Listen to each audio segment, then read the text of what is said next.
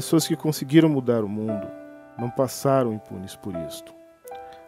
Quando alguém enxerga acima dos conceitos corriqueiros, pode esperar a incompreensão e, injustificadamente, se tornará vidraça.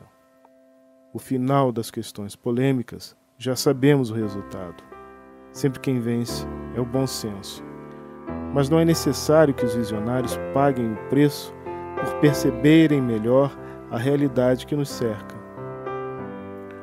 Quando uma criança identifica fatos do mundo de uma forma melhor do que os adultos, o que devemos fazer é enaltecer essa visão, enaltecer o esforço, mesmo que o que a jovem ou o jovem afirme seja contrário ao interesse de adultos, pois é possível aprender com qualquer um, mesmo com uma garota pré-adolescente.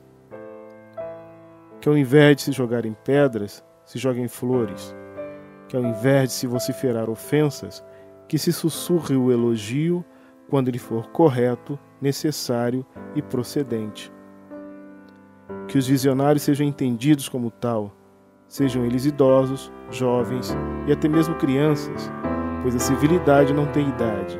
O entendimento da humanidade não se concentra em nenhuma academia, grupo, associação, credo ou opinião, pois é possível encontrar sabedoria em qualquer lugar e em qualquer ser humano. Se para alguns os bons exemplos não servem como lume, será que temos que aceitar os maus modelos? Será que o ideal é sempre estar do lado do mais forte, em detrimento da correção dos pensamentos? Será que incentivar a violência é mais correto do que mostrar os equívocos? As respostas para estas perguntas parecem simples na teoria, e realmente são. Mas pessoas modificam essa simplicidade na prática, inibindo que o que é honesto e certo seja difundido, divulgado, defendido.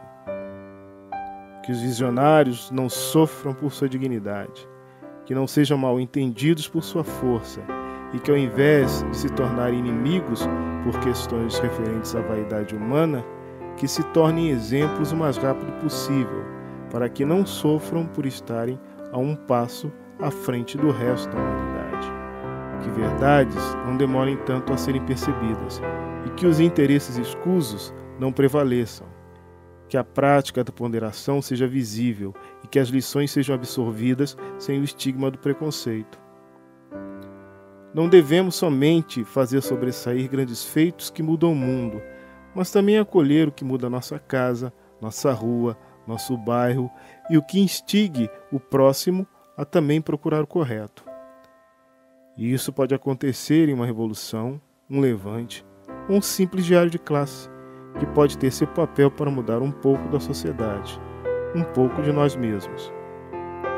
Que não cometamos erros de primeiro ter que tentar expulsar o certo porque não nos convém, para somente depois aceitar as ideias que posteriormente se demonstrem nobres.